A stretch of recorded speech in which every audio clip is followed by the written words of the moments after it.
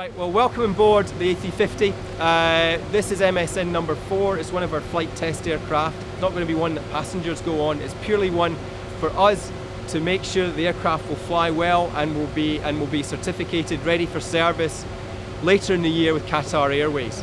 So if we move down here, what we can see is there's no sidewalls or anything. This is insulation blankets. They're there to keep the noise, and also the fact that when an aircraft is flying high, the outside temperature is about -50, so we've got to keep everyone warm as well. Coming down here, these big jars, as you can see, are all down the airplane. And what we do is we load them up with a mixture of water and glycol, and that's to stop them freezing, and they simulate the loads in the airplane. So what we can do is we can move the center of gravity of the airplane by either filling them or taking the water mix out of them. And that means we can then start to look at how the airplane will look as it's loaded up with passengers and freight, and understand what it does under those conditions. This is the flight test station, where there's 2 flight test engineers, and what you can see across these screens here is essentially what the pilots see. So these 2 here are the primary displays. There's Farnborough Airfield on there, there's an artificial horizon. These screens here, they're for the flight test engineers.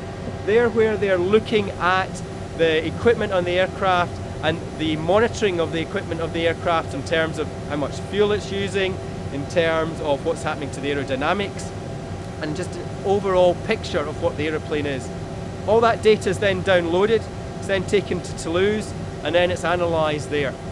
These seats are actually for our flight test engineers and ground engineers. They're not what you're going to see in Qatar Airways. They're going to be way swankier than this. They're going to be really cool seats. But what they all have is the fact that they're 18 inches wide.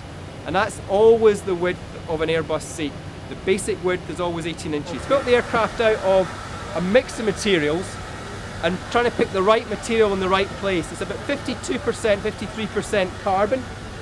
And that's a great material because it doesn't corrode, and also it doesn't have any fatigue effects on it. The other thing we also have is titanium. We've used quite a lot of titanium in this aircraft, again because it doesn't corrode. So we're looking at really very modern materials, and the kind of materials that you see it really at the cutting edge of technology.